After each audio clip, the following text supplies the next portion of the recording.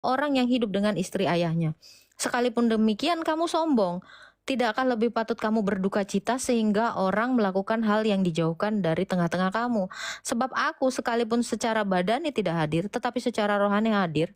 Sama seperti aku hadir, aku telah menjatuhkan hukuman atas dia. Nah ini, untuk orang-orang yang melakukan penyimpangan seksual ya di dalam gereja, itu udah dihukum. Gereja itu mengeluarkan mereka. Ini tegas Alkitab. Jadi orang Kristen itu tidak pernah mendukung penyimpangan moral seperti ini, gitu ya. Jadi untuk yang masih membela-bela lagi bete ya, kaum-kaum lagi bete ya, itu tuh di dalam Alkitab itu nggak dibenarkan. Yang kayak gitu tuh justru kita keluarkan dari gereja. Kenapa katanya gini? Nih, kenapa harus demikian? Orang itu harus diserahkan dalam nama Tuhan Yesus kepada iblis, berarti dia dikeluarkan. Sehingga binasa tubuhnya agar rohnya diselamatkan. Nah, mengharapkan ada pertobatan di situ. Kemegahanmu tidak baik. Tidak tahukah kamu bahwa sedikit ragi membuat seluruh adonan mengembang? Buanglah ragi yang lama itu. Nah, itu kejahatan dalam gereja. Ya, penyimpangan itu harus kita hukum. Gereja itu harus menghukumnya, bukan malah didukung. Hukum. Yang kaum lagi bete itu nggak boleh di gereja, apalagi yang melakukan perilaku penyimpangan. Itu memang harus dikeluarkan dari gereja. Gereja tidak boleh menerimanya. Ini hukum yang tegas yang diperintahkan Rasul Paulus. Ini Rasul Paulus itu nggak ada ya mendukung penyimpangan kayak gitu. Nah ini dikatakan ya. Karena itu marilah kita berpesta bukan dengan ragi yang lama. Nah, untuk orang-orang yang menyimpang kayak gitu, kita keluarkan. Kita itu harus dengan tubuh yang kudus gitu. Karena gereja itu adalah bait Allah. Tidak mungkin Allah itu berdiam di tempat yang kalau baitnya itu tidak kudus. Contoh ya, Yesus saja itu marah ketika ada orang yang berjualan. Nah ini, yang menjual-jual ayat Alkitab ini juga kurang ajar ya. Ada yang berjualan di bait Allah, itu Yesus saja marah. Ya, digulingkan sama Yesus, dibuang semuanya. Kenapa? Karena bait Allah itu, kita jangan juga menjual gerejanya Kristus itu dengan uang. Jangan juga menjual gerejanya Kristus atau baitnya Allah itu dengan apa? Penyimpangan-penyimpangan yang seperti ini. Gitu. 1 Korintus 5 Kak Lone Wolf. Ya, jadi lagi bete itu bukan ajaran Kristen, itu ajaran Saitoni Rojim. Orang Kristen tidak pernah mendukung ajaran dukung-dukung lagi bete. Ya, ini ajaran Kristen. Ya, kalau secara kemanusiaan ya nggak masalah itu. Secara kemanusiaan ya kita tidak mengucilkan dia, tetapi ya kita cukup mendoakan saja. Ini kan jelas dikatakan ya. Gini, dalam suratku telah kutuliskan kepadamu supaya kamu jangan bergaul dengan orang-orang apa bless me God? Cabul. Nih ayat 9-nya. Ya, dalam suratku telah kutuliskan kepadamu supaya kamu jangan bergaul dengan orang-orang cabul. Yang aku maksud bukanlah semua orang cabul di dunia ini, tetapi yang di gereja. Nah ini ya, bukan dari dunia ini atau sesama umumnya dari dunia ini. Orang tamak, penipu, atau penyembah berhala. Karena jika demikian, kamu harus meninggalkan dunia ini. Namun yang kutuliskan ini kepadamu, supaya kamu jangan bergaul, ialah supaya kamu jangan bergaul dengan orang yang sekalipun menyebut dirinya saudara adalah orang cabul. Ya, tamak, penyembah berhala, pemfitnah, nih, pemabuk atau penipu. Dengan orang yang demikian janganlah sekali-kali kamu makan bersamanya. Ini jelas. Sebab apa urusanku menghakimi mereka yang di luar jemaat, di luar gereja? Bukankah kamu yang seharusnya menghakimi mereka yang di dalam jemaat? Nah, mereka yang berada di luar jemaat akan dihakimi Allah. Usirlah orang yang melakukan kejahatan di tengah-tengah kamu. Nah ini, gereja itu tidak mengizinkan. Ya, ada pemfitnah, penipu, pembohong, pencabul. Nah ini, nggak boleh ada di tengah-tengah gereja. Ingat, bait Allah itu kudus. Itu ya, teman-teman. Ya, yang lagi bete, orang Kristen itu nggak boleh. Nggak boleh kita, bahkan nggak boleh berteman dengan yang seperti itu. Supaya mereka bertobat, maksudnya itu. Ya, Soalnya aku bete bawaannya dugem tapi joget-joget aja ya, itu urusan kau lah itu.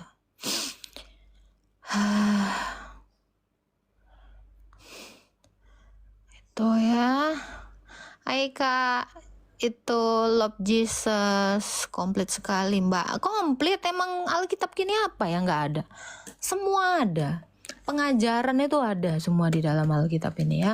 Cuman ajaran cebok dengan batu ya nggak ada, ya nggak boleh sembilan. Karena memang itu nggak lazim, itu nggak ada ajaran yang kayak gitu, yang kocor-kocor itu nggak ada gitu. Ya, ajarannya yang maksudnya di sini adalah ajaran yang membangun iman, membangun rohani kita. Hal-hal yang kayak perintilan-perintilan gitu yang ngapain coba? Nggak pula di Alkitab ini kan. Yesus makan seblak yang ngapain, itu bukan bagian dari berita sukacita.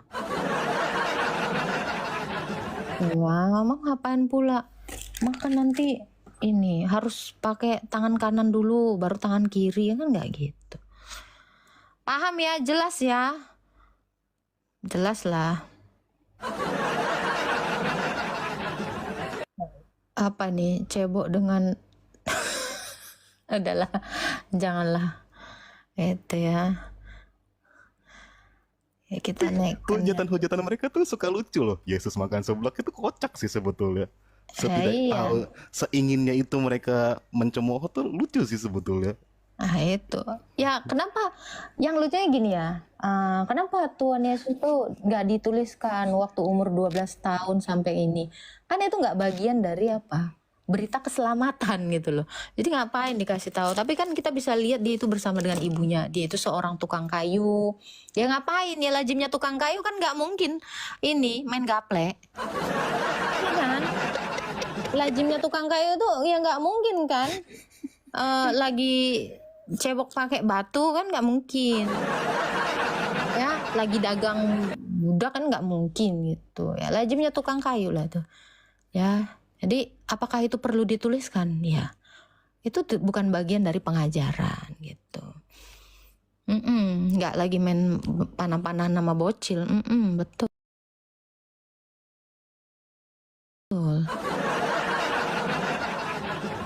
Macam mana caranya makan babi kak? Yuk nggak bisa lah, babi besar kayak gitu kok dimakan. Hah, kok gigit pantatnya?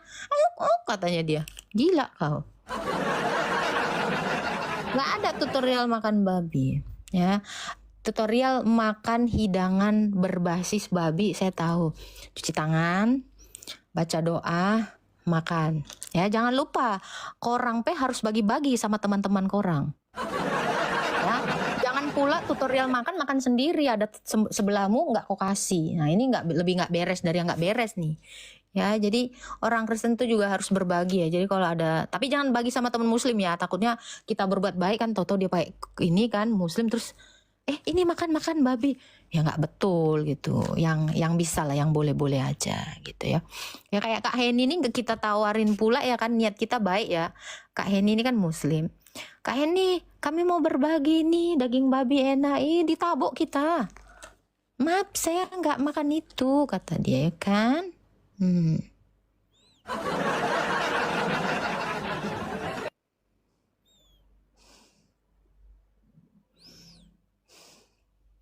Tidur miring perlu tak?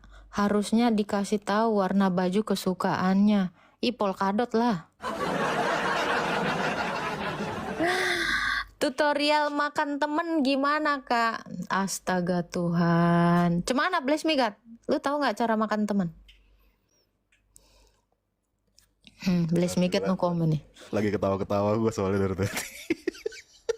Ya gini ya, tutorial makan temen ya, kasih makan temennya. Kasih makan yang enak-enak. Nah, habis itu suruh pulang. Aduh, tutorial makan temen gak ada ya, kita nggak boleh, kita saling baku bantu bukan baku makan ya.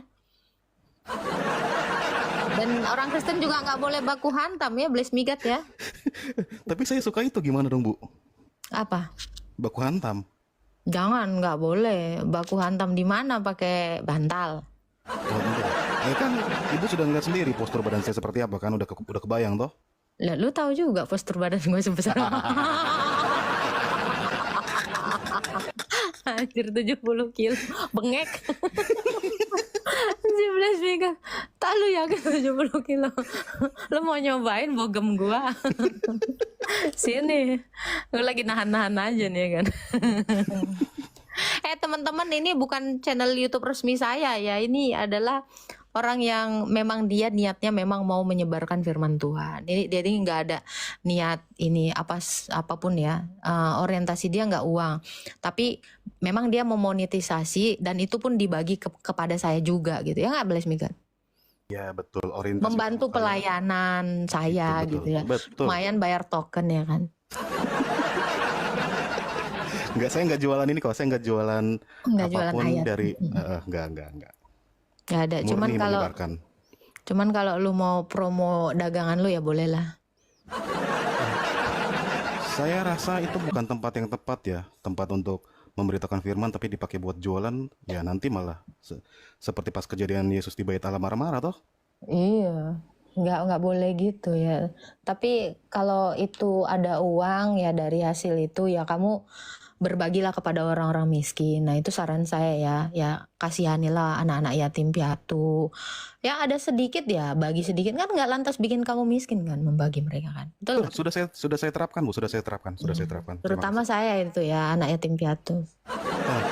kasih. Dan itu memang yang pertama itu langsung ke ibu, habis itu langsung ke ya sambil siapa tahu ada saudara-saudara di jalan yang membutuhkan. Ini bukan maksudnya untuk show off pamer, bukan, cuman itu kan memang yang diajarkan. Mungkin siapa tahu bisa teman-teman bisa praktekin juga. Jadi dan kalian juga teman-teman ya, terutama sekali nih karena kata Alkitab terutama yang seiman dulu nih. Bukannya kita ini ya, tapi itu paling penting, saling berbantu-bantulah kamu terutama yang seiman. Nah dari situ kalau kamu yang punya lebih, ya yang nggak seiman pun boleh dibantu. Ya ketemu misalnya ibu-ibu ya, walaupun dia berkerudung, walaupun dia bukan agama Kristen, ya dibantulah. Itu bagus. Karena apa? Hal terkecil yang kamu lakukan kepada seorang yang kecil ini, kamu sudah melakukannya kepadaku. Itu kata Yesus. Jadi kita benar-benar mengasihi orang. Gitu. Amin. Udah gue bosen jadi Hello Kitty, gue pengen jadi Rambo sekarang. Gas. Ya kan? Mana nih? Udahan lah ya Hello Kitty-annya ya kan, manis-manis. Manja Saya kalau grup. untuk tabok-tabokan saya di bawah ya Bu. Saya orangnya lembut soalnya. Oh, Bapak orangnya jantungan ya? Iya. Dari kambing. Iya, saya dulu juga kayak Bapak, orang yang ada yang berantem itu jantungan. Sekarang Mak langsung naik ring. Dulu gue kayak lu loh, serius. Dulu ya dengan kebodohan gue, janganlah kita saling ini, jangan kayak gitu. Gue sering kayak gituin, nasehatin orang kan. Ternyata gue keker kan. Oh emang pantas dibantai. Nggak tahu pas lah gitu. Aduh, cari kambing bandot. Nah ini kita cari ya yang rupanya manusia, kepalanya kambing. Siapa kira-kira teman-teman? Tapi enggak lah ya teman-teman ya. Aku tuh benar-benar mau mengajar di sini ya. Yang gua agak ngegas itu ya Blaise Migat, lu tahu ya kalau kira-kira dia udah ngeyel gitu. Tapi sekitar dia mau cari tahu mah pasti aku akan promoin gitu loh firman Tuhan, karena memang itu disuruh Tuhan Yesus itu gitu. Tapi jangan sampai saya ini mengeluarkan kata-kata mutiara ya.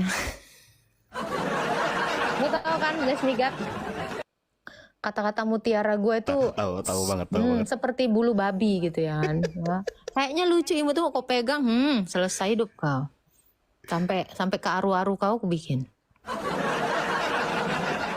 Ingat ya, ini Agatha Putri Abu Bakar, bukan Abu Gosok. Abu yang bisa membakar. Oke. Mengajar dan menghajar, iyalah. Kalau mengajar itu harus dengan lemah lembut, nggak bisa ya harus kita hajar. Ku tegur dan ku hajar, gitu kan? Kata Alkitab kan? Betul. Nah gitu. Kita naikkan satu pasien, bless me God, thank you ya. Kalau lu mau turun boleh, kalau lu mau juga ikut ini boleh. Nah, nantilah belum cukup mental saya. Saya Lu masih bisa beli mental di toko oren ya. Kalau ada yang jual mental pasti lu pertama kali beli. Soalnya dulu juga gue pernah gitu. Andai mental itu dijual di toko hijau dan oren, gue pertama beli, gue borong. Tapi nggak apa kalau misalnya nanti mau disuruh bikin doa lagi, saya sudah siap. Enggak lah, nanti gue dipotong bayar jisa gara-gara gue suruh bikin doa ya. Aduh, ketahuan. Oke. Baik, Nggak terima bercanda. kasih. Terima Ya. kasih Bu Agatha. Saya izin turun. Shalom, Thank Tuhan you. memberkati. Ya. Tuhan berkati ya, bless. Nama lu aja udah bless. I love you. Halo, assalamualaikum Kak. Waalaikumsalam. Sam Kristen Bang. Saya Islam. Silakan. Mau bertanya apa? Ini sebenarnya saya juga melihat dari chat ada yang menanyakan surganya Islam sama Kristen bedanya apa ya Kak? Itu dulu aja. Oh, kalau surganya Kristen itu yang pertama 1 Korintus 2 ayat 9. Surga yang apa yang tidak pernah didengar oleh telinga, yang tidak pernah dilihat oleh mata, tidak pernah timbul dalam hati, semua itu disediakan Tuhan bagi mereka yang mengasihinya. Mengasihi siapa? Mengasihi Allah.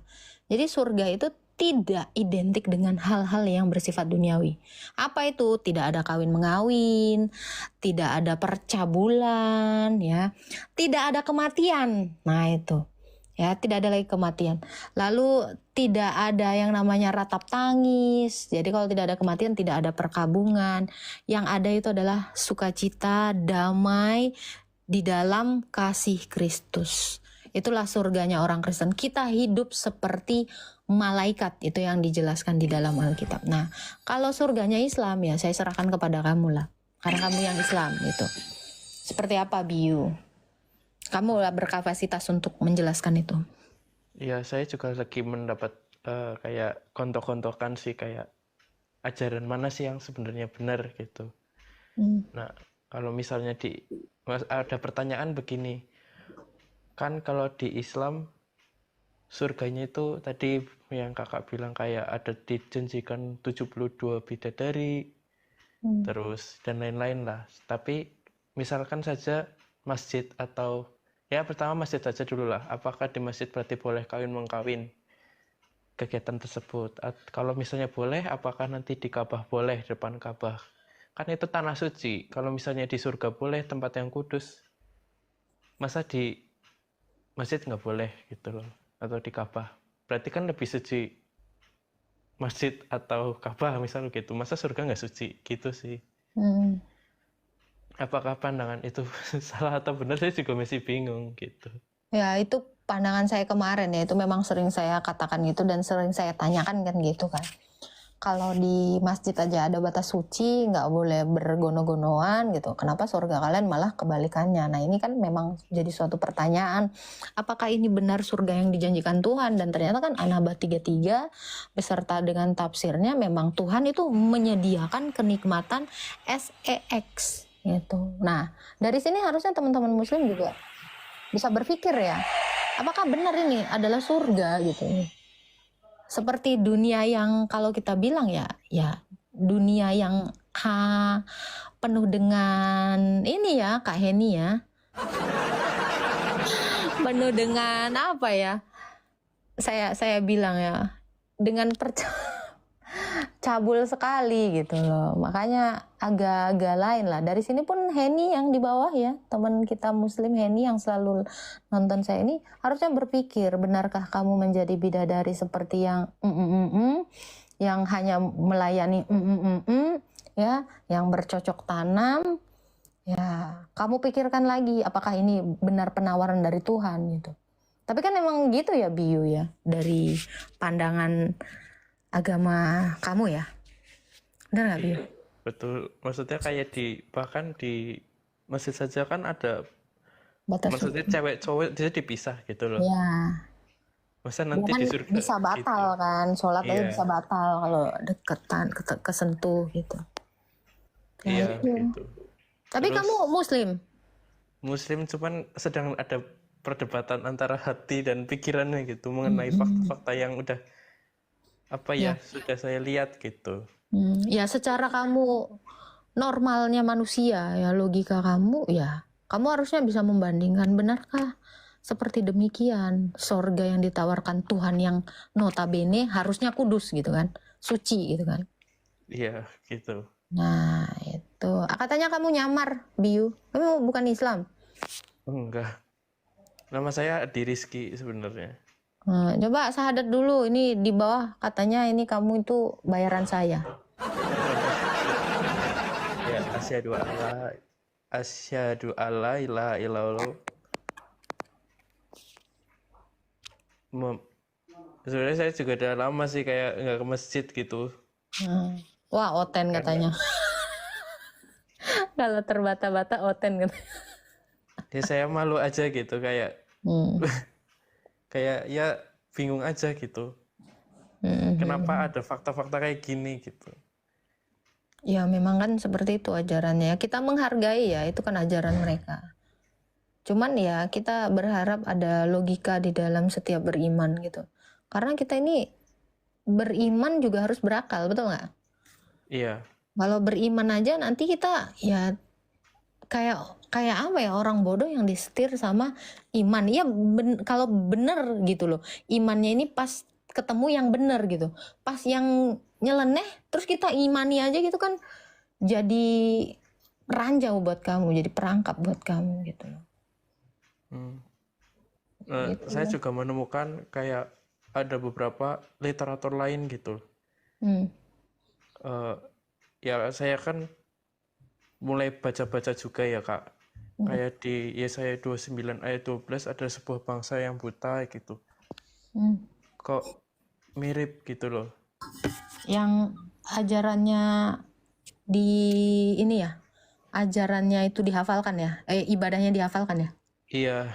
Itu kan hafalan ya Kak. Menurut saya gitu. Kok sama gitu.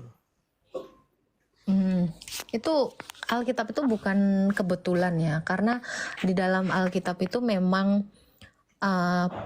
fungsinya itu untuk mendidik, menyatakan kebenaran dan menyatakan kesalahan. Jadi memang ada contoh-contoh yang seperti itu karena itu memang paling relate di dunia ini. Firman Tuhan itu melihat jauh ke masa depan. Firman Tuhan itu nggak berlaku hanya di saat itu aja kan gitu. Jadi kenapa bisa ada yang mungkin menurut kamu kebetulan kok sama Kak ajarannya yang kayak gitu Kak. Itu bukan kebetulan karena Tuhan itu Maha tahu. Gitu. Apalagi kan sama kayak ada di hadis gitu yang bacalah tapi saya nggak bisa baca gitu. Bahkan disebutin secara langsung gitu loh apa yang ada bahkan sebelum Nabi Isa ada gitu. Ya itu bukti bahwa Tuhan kita itu bukan Tuhan yang ngarang-ngarang gitu loh. Itu apa yang mau kamu tahu tentang iman Kristen? Sebenarnya tentang aku bingung juga karena dalam akhir-akhir ini bingung hidup itu untuk apa gitu sama apakah cuman ya udah jalanin aja kayak kosong ya kayak rutinitas aja gitu tinggal nunggu meninggoy aja ya waktunya gitu kan. Iya ya udah jalanin aja nanti Tuhan atau Allah yang nakdirin apa yang akan terjadi dalam hidup kamu terima saja gitu. Lalu untuk apa gitu akhirnya bertanya-tanya seperti itu. Nah itu mungkin kamu karena nggak pernah keluar ya, mungkin kamu hanya tetap stay di tempat kamu atau circle kamu. Coba keluar, lihat orang-orang yang bekerja, lihat orang-orang yang susah yang memang butuh bantuan kita. Kita itu bukan hidup untuk diri kita sendiri, karena celakalah orang yang menganggap dirinya berarti tetapi sebenarnya dia tidak memiliki arti bagi orang lain. Nah ini juga di Alkitab dikatakan apa? Kalau kamu memang memikirkan dirimu berarti, maka kamu harus menjadi berarti bagi orang lain gitu. Jadi sebenarnya kekosongan itu kamu yang ciptakan, kamu yang pilih. Tuhan itu tidak menciptakan kamu dengan kekosongan. Tuhan itu menciptakan kamu dengan desain, memiliki kasih dan memiliki pengetahuan. Jadi kalau kamu merasa di titik itu, di titik kamu jatuh atau di titik kamu jenuh atau di titik kamu memang ya udahlah pasrah ya, atau bukan, itu bukan nama berserah, bukan berserah ya, pasrah gitu. Ya itu karena apa? Karena memang kamu itu tidak ingin membuka dirimu untuk hal-hal yang lebih positif. Gitu. Coba lihat sekeliling kamu, coba lihat orang-orang susah. Jangan kamu kira hidup hanya untuk dirimu sendiri. Selama ini kamu pasti berpikiran egois, bener nggak? Iya. Ya sudah, saya hidup untuk saya sendiri saja gitu, Bu. Iya. Untuk yang lain. Nah itu adalah kesalahan berpikir kita. Kita ini harus hidup juga untuk orang lain. Gitu. Ketika kamu berpikir, oh ada orang yang butuh saya, maka kamu itu akan apa? Bersosialisasi. Kamu akan mulai membantu. Nah itu. Dan gini Bang, kamu juga harus menanamkan di dalam pikiranmu gini loh. Kalau saya aja udah dikasih hidup napas yang enak, coba lihat orang-orang yang lagi butuh pakai alat bantu untuk bernapas. Seperti apa mereka berusaha bertahan hidup. Nah harusnya bersyukur itu lebih kamu tanamkan lagi ke dalam dirimu. Pernah bersyukur? Ya pernah, kalau lagi dapat apa ya, sesuatu aja gitu. Itu. Jadi bersyukur itu jangan waktu kamu dapat sesuatu, jangan kamu itu bersyukur lagi karena nggak punya sesuatu supaya kamu diberi Tuhan. Tetapi bersyukurlah dalam setiap waktu. Bersyukurlah dalam segala hal gitu. Hari ini mungkin kamu ketipu, ya tetap kamu bersyukur. Mungkin Tuhan mau ngasih pelajaran nih buat saya gitu. Tapi yang terutama itu ya, bersyukurlah kamu itu masih bisa nafas dengan gampang. Coba apa yang terjadi? Kalau Tuhan itu berkehendak menghentikan udara itu dalam 5 menit. Semua manusia ini kayak gimana akhirnya? 5 menit aja. Dia tidak memberikan oksigen kepada dunia ini. Gimana menurut kamu? Ya pasti mati sih Kak. Ya. Itu masalahnya Tuhan Yesus itu kan kasih. Dia bahkan memberikan matahari untuk menyinari orang yang adil maupun yang tidak, memberi hujan bagi orang yang percaya pun ataupun tidak gitu. Inilah kasih Tuhan Yesus itu. Ini sudah dituliskan di dalam Injil Matius. Gitu. Jadi ketika kamu pun masih napas, yang kamu pikirkan harusnya gini. Bersyukur ya, saya nggak kayak yang di RSCM sana, yang megap-megap, yang pakai bantuan alat napas untuk bertahan hidup. Loh, kamu masih hidup, bersyukur. Ya udahlah, gue harusnya punya arti buat orang lain, dan dengan cara membantu. Gitu. Jadi jangan berpikir. Kalau takdir Kak, gimana? maksudnya kayak orang jadi miskin itu ya takdirnya miskin aja gitu. Diberikan kesusahan nih gitu. Misal cacat, tangannya nggak ada atau buta gitu. Enggak, itu bukan takdir ya. Karena gini, kayak orang miskin. Kalau menurut kamu mungkin Tuhan itu tidak adil karena ada orang miskin, betul nggak? Iya, tapi itu sih juga kesalahan dia, misal nggak mau ngapa-ngapain gitu. Bukan. Kalau semuanya orang kaya, siapa yang nyapu? Oh, iya, Siapa yang jadi tukang ledeng? Siapa yang jadi tukang listrik? Sih. Nah itu, jadi Tuhan itu bukan nggak adil. Orang miskin itu ada, orang kaya itu ada, bukan artinya ketidakadilan di situ. Tetapi dari orang miskin, dia membantu orang kaya. Orang kaya pun membantu dengan menggajinya. Ini loh, take and give itu. Kamu kan nggak pernah memikirkan ini sebelumnya kan? Terus kamu bilang, kasihan ya tukang sapu-sapu jalan. Loh, kalau semuanya kaya, apa nggak hancur dunia ini? Siapa yang mau bersihin? Semua orang dengan kesombongannya dong. Dengan yang dia punya, dia nggak akan mau nyapu, bener nggak? Betul. Nah itu, jadi tuh jangan kamu, karena manusia ini kan cenderung melihat itu hanya dari sudut pandang kita yang sifatnya itu horizontal. Tetapi Tuhan itu melihat dari atas. Kamu lebih jelas mana melihat dari atas atau dari samping aja? Kalau keseluruhan dari atas. Dari atas. Dan Tuhan itu bahkan bukan melihat hanya dari atas, bahkan sampai jauh kedalaman hati manusia. Karena Tuhan mengenal hati manusia. Nah itu, jadi kadang saya dulu mikirnya juga gitu kan, kasihan loh si tukang ini, kasihan kok Tuhan ini nengok tukang ojek, kasihan mereka kadang nggak ini. Jangan salah, mereka itu berarti bagi orang kaya. Orang kaya pun berarti bagi orang miskin. Nah ini sebenarnya, jadi kebijaksanaan manusia ini sebenarnya yang dibutuhkan untuk melihat itu, bahwa Saya berarti bagi orang kecil berarti bagi orang besar. Coba kalau semuanya jadi pengusaha, terus siapa yang jadi dokter? Siapa yang jadi perawat? Siapa yang jadi tukang bersih-bersih? Siapa yang jadi tukang masak? Lebih kacau kan? Lebih nggak balance kan? Iya. Nah itu. Seperti itu. Jadi jangan juga kita ngelihat kasihan ya mereka. Jangan mengasihani mereka. Karena mereka sesungguhnya pejuang tangguh. Kita harus menyemangati mereka dan membantu mereka. Jangan mengasihani.